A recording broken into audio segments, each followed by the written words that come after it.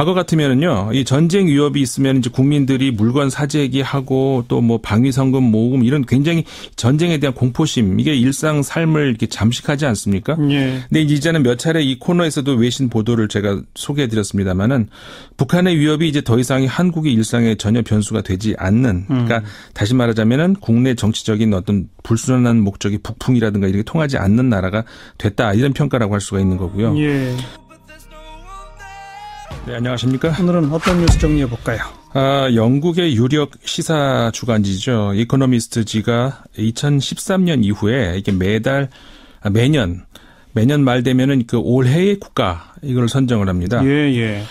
매년 내부 개혁과 혁신으로 세계적인 모범이 될 만한 그런 국가들을 선정을 하는 건데 아하. 올해는 프랑스가 선정이 됐거든요. 프랑스. 네. 근데 이 마지막까지 프랑스하고 경합한 나라가 한국이었습니다. 예. 결국 이코노미스트가 선정한 올해의 국가 2위 자리에 한국이 올랐다 이렇게 그래요? 말할 수 있는 건데 선정 기준이 어떻게 돼요? 일단 이 언론이 판단하는 그 불량 국가는 제외를 하고요. 예. 뭐 예를 들어서 우리 타임지라든가 기타 여러 언론들이 세계에 영향력 있는 백인 뭐 선정할 때 예. 나쁜 방향이든 좋은 방향이든 그 세계에 영향력 가지고 있는 인물들 선정하지 않습니까? 그렇죠. 그러다 보면 뭐 김정은도 들어가고 뭐 들어가는데.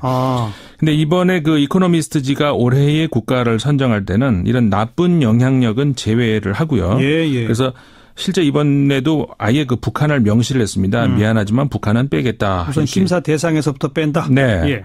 그리고 이제 또 하나가 이제 국토 면적이라든가 GDP 규모 이런 것들도 선정 기준에 들어가지 않았습니다. 그것도 빼요. 네. 왜냐하면 그렇게 하면은 뭐 미국하고 중국이 계속 올해의 국가에 선정될 수 있으니까. 그렇죠. 네. 그러니까 이 언론은 그런 것들을 명시를 하면서 대신에 국가 크기라든가 인구, GDP 이런 거 그러니까 수치상의 어떤 규모에 관계없이 예. 최근 1년 동안 현저한 내적 개선 실적 그래서 전 세계의 모범이 되는 어떤 길을 제시한 국가가 선정이 된다 이렇게 밝히고 있습니다. 강대국이냐 부자 나라냐 이런 거 안 따지고 네. 그냥 내적 개선 실적 그거를 중시한다. 네. 우리 한국이 2등 했다는 건 어떤 점이 플러스 요인이었을까요?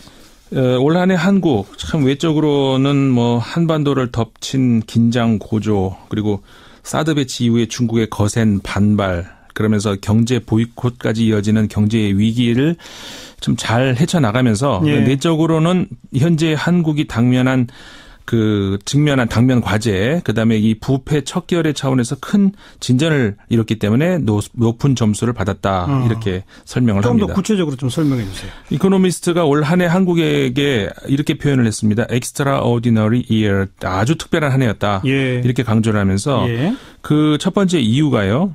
북한의 미사일 위협을 아주 차분하고 품위 있게 견뎌낸 점이다. 이렇게 얘기를 하는데 네. 사실 올해 그 북한의 핵과 미사일의 위협은 과거 전례가 없던 수준 아니었습니까? 일단 유엔의 대북 제재 결의안이 올해 4차례나 나왔다는 사실에서 알 수 있듯이 그렇죠. 예, 북한의 최근 수년 동안의 그 사실 실질적인 핵무기 소유를 지금 가시권 안에 두게 되지 않았습니까? 예. 그 결과 북한이 이제 올해 들어서 역대 어느 핵무기보다 더 강한 수준의 핵무기를 뭐 지하 실험까지 사실 했고요. 미사일도 역대 우리가 이 통계를 보면은 김일성, 김정일 시기를 다 포함해서 어느 해보다 올해 가장 어떤 뭐 빠른 미사일 개발 속도를 보여줬거든요. 맞습니다. 김일성 당시에는 북한이 신형 미사일 실험을 3차례밖에 안 했습니다. 통틀어서 예. 김정일 시대에는 2차례밖에 안 했고, 근데 김정은 올해 들어서만 신형급 미사일을 6차례나 선보였다. 그랬죠. 예. 이런 긴박한 대북 문제 상황을 정상적인 방식의 인수인계 없이 갑자기 물려받은 문재인 정부가 이코노미스트지의 표현을 그대로 하자면 차분함과 품위로 그러니까 calm and grace라고 표현을 했습니다. 네. 견뎌냈다는 겁니다. 차분함과 품위를 갖고 북한 위기를 견뎌냈다. 네. 그게 첫 번째네요. 네. 그리고 이 과거 같으면은요, 이 전쟁 위협이 있으면 이제 국민들이 물건 사재기하고 또 뭐 방위성금 모금 이런 굉장히 전쟁에 대한 공포심 이게 일상 삶을 이렇게 잠식하지 않습니까? 예. 근데 이제는 몇 차례 이 코너에서도 외신 보도를 제가 소개해드렸습니다만은 북한의 위협이 이제 더 이상 한국의 일상에 전혀 변수가 되지 않는. 그러니까 다시 말하자면은 국내 정치적인 어떤 불순한 목적이 북풍이라든가 이렇게 통하지 않는 나라가 됐다 이런 평가라고 할 수가 있는 거고요. 예. 실제 올해 북한 위기는 그 100% 북한에서만 만들어진 위기라기보다 뭐 외신 표현들 많이 소개해드렸습니다만 미국 트럼프 행정부의 천박한 대응, 그다음에 일본 아베 정권의 전쟁 공포 여론전이라는 그런 양념이 첨가된 북미일 합작품이라고 할 수가 있다는 거죠. 예. 일각에서는 그런 얘기합니다. 그 북한 위기 앞에서 전 세계가 전율을 하는데 한국 사람들만 남의 일 보듯이 태어나다 이런 말을 하는데 이번에 이코노미스트지를 포함을 해서 이 유럽이라든가 미국의 유력 언론들 오히려 북한발 위기를 제대로 대응한 사람들은 한국 정부와 한국 국민들이다 이런 평가를 하고 있습니다. 네, 그런 의미에서 차분함과 품위를 갖고 이런 표현이 나오는 거로군요. 네. 그게 첫 번째고 그리고 또 두 번째는요? 그 부패 척결 차원 이야기 아까 하지 않았습니까? 네. 그러니까는 외적 위기에 대한 대응이 차분함이었다면은 내적 부패에 대한 대응은 단호함이다 이렇게 이제 표현이 되겠는데 아하. 이 이코노미스트지는 외적으로 북한이라고 하는 위기 변수 와중에 국내에서는 대규모 국민행동 그리고 이어지는 대통령 탄핵, 수감 이렇게 급변하는 정치적인 상황에도 새 정부가 차분하게 중국의 보이콧 사태를 헤쳐나갔고 미국의 FTA 개정 협상 요구를 정중하게 연기시켜왔다 이렇게 평가를 했습니다. 그러면서 또 이 한국 그 사법계는 한국 최대 재벌인 삼성의 총수라고 표현을 하더라고요. 그러니까 보스라고 표현을 하던데 이재용 삼성 부회장을 구속 수감했다 이런 평가를 하기도 했습니다. 이건희 회장이 지금 상태가 그러니까 보스로 부르는군요. 이제는. 그러네요. 네. 한마디로 내후 외환 현명하게 대처했다. 그게 이제 올해의 국가로 한국이 주목받은 그건데. 근데 프랑스는 우리보다 더 높은 점수는 뭐예요? 그 모두에서 말씀드렸듯이 올해의 국가 선정 기준이 뭐 수치로 나타나는 양적 성과가 아닌 변화하는 환경에 적극적이고 혁신적인 대응을 보여줌으로써 지구촌의 다른 문화권에도 새로운 모델을 제시를 과연 했는가? 그러니까 말하자면 질적 차원의 새로운 대안을 제시를 했는가? 이게 올해의 국가 선정 기준이라고 말씀드리지 않았습니까? 그런 차원에서 이 프랑스가 올해 대선 과정에서 예상을 뛰어넘는 역량을 보여줬다. 이렇게 이 언론이 평가를 하고 있는 겁니다. 자, 이 프랑스의 경우 유럽 대륙이 안고 있는 특히 서유럽 안고 있는 고질적인 병폐들 이 모두 다 안고 있는 나라 중에 하나죠. 높은 실업률, 낮은 성장률, 청년 실업, 또 이민자들의 사회 통합 실패, 그로 인한 극우 세력의 발흥 이런 서유럽의 문제 중에서 어느 하나 빠지지 않은 총체적인 문제를 갖고 있는 나라가 또 프랑스인데요. 근데 올해 대선이 있지 않았습니까? 근데 이 대선을 통해서 보여준 프랑스의 힘은 이 에코노미스트의 표현 그대로 영광의 날이 마침내 왔다. 이게 무슨 표현이냐면요. 이게 프랑스 국가에 나와 있는 가사의 일부분입니다. 근데 이게 일부러 그래서 이게 영어로 된 그 기사임에도 불구하고 프랑스어로 그대로 Le jour de gloire est arrivé 이렇게 표현을 했어요. 영어로 안 쓰고요. 영광의 날이 마침내 왔다라는 걸 프랑스어로. 왜냐하면 이게 프랑스 국가의 일부분은 굉장히 중요한 대목이거든요. 그렇게 할 만큼 아주 극적이었다. 이렇게 이 언론이 평가를 한 겁니다. 마크롱 대통령이 당선했잖아요. 그게 정말 그렇게 훌륭한 건가요? 말하자면은 그러니까 이게 좀 뭐 설명이 좀 필요할 수는 있겠습니다만은 이전에 좌우 대립으로 극복이 불가능해 보였던 그러니까 극우 세력의 발흥 이거를 다른 프레임으로 극복을 했다 이렇게 평가를 할 수 있다는 거죠. 그러니까 좌우 대립이 아니라 개방과 폐쇄라고 하는 새로운 프레임으로 이 극우 세력은 물론이고 기존의 구 세력까지 밀어낸 선택 이거를 이 프랑스인들이 함으로써 이 빠져나오기 어려워 보이는 이 딜레마를 넘어서 지구촌에 새로운 대안을 제시했다. 그래서 일종의 제3의 대안 이런 식이군요. 그렇죠. 그래서 올해의 국가로 선정이 됐다. 이렇게 이제 이런 그 이코노미스트의 설명인데요. 그러니까 말하자면은 저 유럽뿐만 아니라 이 미국에서도 이제 마찬가지지만은 이 극우 세력들이 주장하고 있는 주장들 중에서 이 대표적인 게 자국 중심주의 아닙니까? 그렇죠. 배타주의. 그러면서 그걸 통해 가지고 자국의 국민들을 우선적으로 고용하고 자국 기업들을 지킬 수 있다. 이런 주장인 건데 그런 주장이 어떻게 허구인가 이런 것들을 현재 프랑스가 보여주면서 개방과 연대 소통이 이 시대 우리가 안고 있는 문제점들 말하자면은 실업 뭐 소외, 차별, 저성장 이런 문제들을 극복할 수 있다는 걸 보여주고 있다는 거죠. 그럼 이코노미스트에서 볼 때 이 프랑스식의 대안과 한국식 대안 사이에는 뭔가 연결되는 게 있다는 거예요? 아니면 서로 별개라는 거예요? 그러니까 말하자면은 미국이 기존의 세계 경찰 역할 포기하지 않았습니까? 자국을 위해서 새로운 길을 가겠다 이런 선언을 한 지금이고, 예. 그다음에 아직 인권, 자유 뭐 이런 차원에서는 갈 길이 멀어 보이는 중국이 경제 분야에서 미국을 위협하는 대국으로 올라선 지금 과연 국가가 할 수 있는 거는 뭔가? 또 시민이 할 수 있는 거는 뭔가? 굉장히 근본적인 질문 아닙니까? 그렇죠. 여기에 대한 답을 제시한 두 나라가 이제 프랑스하고 한국이라는 거죠. 아하. 다시 말해서 그 점에서는 공통점이 있다는 건데, 예. 그러니까 그 공통점이라는 것이 뭐냐면은 분명한 철학을 가지고, 그러니까 다 좋다가 아니라 가야 할 길과 분명히 배격해야 될 길을 명확하게 보여줬다는 거죠. 예. 요컨대 다 좋으니까 통합하자, 다 같이 가자 이런 자세는 현재의 모순을 절대 벗어날 수 없다는 점을 분명히 한다는 건데, 이 프랑스의 경우는 이 배격하고 나아가야 할 대상을 폐쇄라고 잡은 거고 한국은 그걸 적폐라고 규정한다. 이런 차이점이 있다는 것이죠. 예, 그러니까 흔히 말하듯이 프랑스의 마크롱 대통령과 이 집권당이 중도 세력이고 따라서 좌도 우도 아닌 중간 영역을 정치적인 지표로 삼는다. 이런 생각 많이 할 수 있는데 그렇지 않다. 그럴 거는 몰이에서 나온 오해다. 예. 이런 거죠. 폐쇄주의는 완전히 배격한다라고 하는 분명한 어떤 노선과 철학이 있다 이런 네. 얘기군요.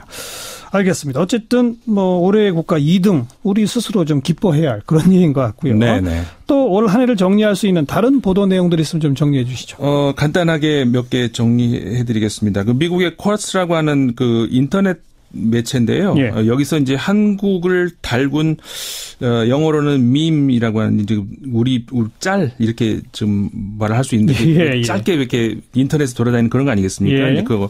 이거를 이제 보도한 게 있었습니다. 예. 몇 가지가 있는데 예.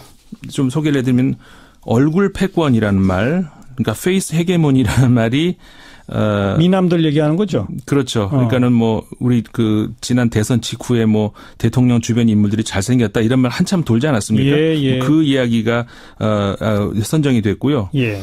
그 다음에 뭐 재벌 저격수의 가방 이게 누군지 이제 짐작을 하실 텐데. 김상조 위원장. 네. 예. 그 가방이 굉장히 그 인터넷상에서 많이 돌았던 그 소위 말해서 그 짤이라고 하는 그거였다는 것이고요. 네. 그 다음에 아마 많이 기억하실 겁니다. BBC 데드라고. BBC 데드? 예. 그러니까 이게 뭐냐면은 그 부산대학교의 로버트 켈리 교수 있지 않습니까? 아, 인터뷰할 때 그 깐난아기 네. 아장아장 그 들어온 거? 네네. 예, 예. 생방송 인터뷰 중에 아이가 들어와서 식은땀을 흘렸던 그 켈리 교수가 앞으로 다시는 인터뷰를 못할 것이라고 생각을 했다고 하지 않습니까? 근데 오히려 더 유명해진 예. 그거를 BBC 데드다 이렇게 선정이 됐고요. 예. 그다음에 이것도 많이 이제 당연히 기억하실 겁니다. 소위 노룩 패스다. 노룩 패스. 예, 예. 김무성 의원 얘기죠. 예, 예. 공항에서 이렇게 보지 않고 이렇게 가방을 밀면서 보좌관인지 하여간 다른 분이 이렇게 가지고 갔던 그것이 또 한참 우리 인터넷에서 많이 돌았던 장면이었었죠. 예. 이런 것들이 올 한 해 한국의 인터넷을 달궜던 그런 그 짧은 영상들이었다. 이런 평가가 있습니다. 예. 미국의 쿼츠. 네. 예. 인터넷에서 이제 인터넷 언론입니다. 예. 그리고 또 뭐가 있어요? 지금 얼굴 패권, 네. 재벌 저격수의 가방, BBC 데드, 노룩 패스 4개만 네. 소개하셨는데 또 뭐가 있습니까? 또 다른 게 있는데 이거는 이제 내 손에 장을 지지겠다. 그건 뭐죠? 누가 그랬죠? 그 과거에 그 새누리당 시절에 그 이정현 의원이 부당한 영향력을 행사하지 않았느냐라고 하는 의혹에 대해서 예. 그렇게 표현을 했었죠. 강한 부정을 한 거였는데 많이 보신 분들이 있을 겁니다. 그때 뭐 실제 탄핵이 된다면 내 손에 장지지겠다 했던 네네. 거. 예. 그 이후에 실제로 이렇게 인터넷에서 아주 뭐 패러디하는 그런 재미있는 장면들이 이렇게 많이 돌았거든요. 예. 그러면서 이제 이 표현이 또 새로 한국에서 이번 2017년을 인터넷을 달궜던 짤방이다. 이렇게 이제 소개가 된 거고요. 예. 그다음에 평창 올림픽 벤치 코트. 롱코트. 네. 예. 이게 또 저는 개인적으로 잘 못 봤습니다만 굉장히 유행을 아마 불러일으킨 모양이죠. 한정판 판매 사느라고 뭐 새벽부터 줄 서고 그러셨잖아요. 네. 예, 예. 뭐 굉장히 귀한 것 같은데 좀 구경을 못 해봐서 안타깝습니다. 뭐 이런 것들이 그 2017년 우리 한 해에 한국의 인터넷을 달궜던 어떤 그 뭐 영상들이었다. 이런 것이 미국의 쿼츠에서 보도했던 그런 내용입니다. 네. 근데 이런 것들 보면은 국민들이 그 엘리트층과 부패에 질렸음을 잘 보여주는 것이다. 이렇게 이 쿼츠가 평가를 하기도 했습니다. 네. 노룩패스, 내 손에 장지진다 이런 게 그 주요하게 꼽힌 걸로 봐서 네. 부패에 대한 뭐 이런 것, 그 혐오 이런 걸 이제 상징하고 있다 이런 말이라고. 네, 그렇습니다. 네. 재밌었습니다. 오늘 여기까지 할까요? 수고하셨습니다. 네, 감사합니다. 밖에서 본 한국 국제문제평론가 인문결연구소의 임상훈 소장이었습니다.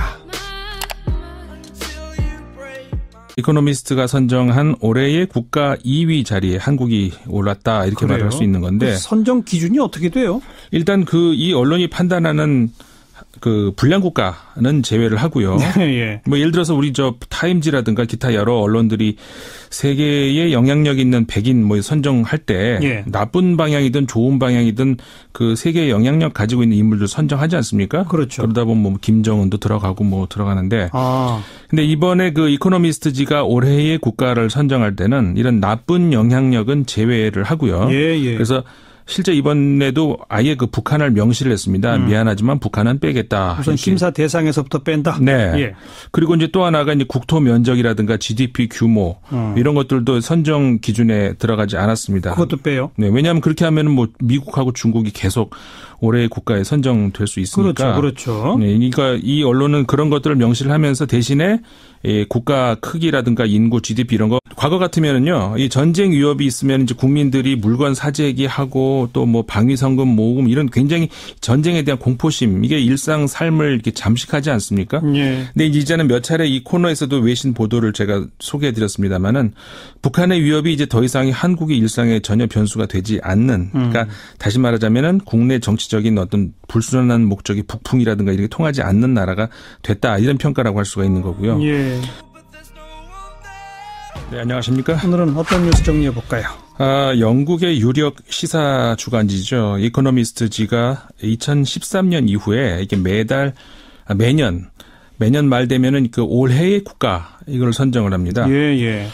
매년 내부 개혁과 혁신으로 세계적인 모범이 될 만한 그런 국가들을 선정을 하는 건데 올해는 프랑스가 선정이 됐거든요. 프랑스. 네. 근데 이 마지막까지 프랑스하고 경합한 나라가 한국이었습니다. 예. 결국 이런 긴박한 대북 문제 상황을 정상적인 방식의 인수인계 없이 갑자기 물려받은 문재인 정부가 이코노미스트지의 표현을 그대로 하자면 차분함과 품위로 그러니까 calm and grace라고 표현을 했습니다. 네. 견뎌냈다는 겁니다. 차분함과 품위를 갖고 북한 위기를 견뎌냈다. 네. 그게 첫 번째네요. 네. 그리고 과거 같으면은요, 이 전쟁 위협이 있으면 이제 국민들이 물건 사재기 하고 또 뭐 방위성금 모금 이런 굉장히 전쟁에 대한 공포심 이게 일상 삶을 이렇게 잠식하지 않습니까? 네. 근데 이제는 몇 차례 이 코너에서도 외신 보도를 제가 소개해드렸습니다만은 북한의 위협이 이제 더 이상 한국의 일상에 전혀 변수가 되지 않는. 그러니까 다시 말하자면은 국내 정치적인 어떤 불순한 목적이 북풍이라든가 이렇게 통하지 않는 나라가 됐다 이런 평가라고 할 수가 있는 거고요. 예. 실제 올해 북한 위기는 그 100% 북한에서만 만들어진 위기라기보다 뭐 외신 표현들 많이 소개해드렸습니다만 미국 트럼프 행정부의 천박한 대응, 그다음에 일본 아베 정권의 전쟁 그 첫 번째 이유가요.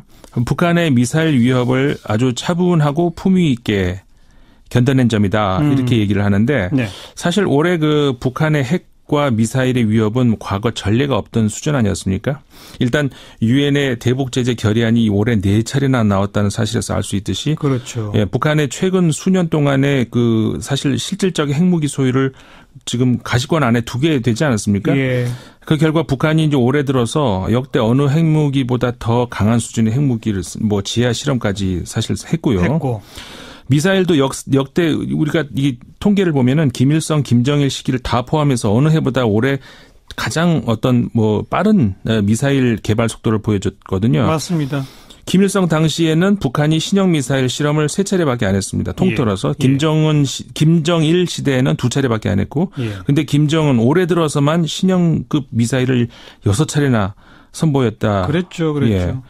그러니까 수치상의 어떤 규모에 관계없이 예. 최근 1년 동안 현저한 내적 개선 실적, 그래서 전 세계의 모범이 되는 어떤 길을 제시한 국가가 선정이 된다. 이렇게 밝히고 있습니다. 강대국이냐 부자 나라냐 이런 거 안 따지고 네. 그냥 내적 개선 실적 그거를 중시한다. 네. 우리 한국이 2등 했다는 건 어떤 점이 플러스 요인이었을까요? 올 한 해 한국 참 외적으로는 뭐 한반도를 덮친 긴장 고조, 그리고 사드 배치 이후에 중국의 거센 반발, 그러면서 경제 보이콧까지 이어지는 경제의 위기를 좀 잘 헤쳐나가면서 예. 내적으로는 현재 한국이 직면한 당면 과제, 그다음에 이 부패 척결의 차원에서 큰 진전을 이뤘기 때문에 높은 점수를 받았다. 이렇게 설명을 합니다. 좀 더 구체적으로 좀 설명해 주세요. 이코노미스트가 올 한 해 한국에게 이렇게 표현을 했습니다. Extraordinary year. 아주 특별한 한 해였다. 예. 이렇게 강조를 하면서 예.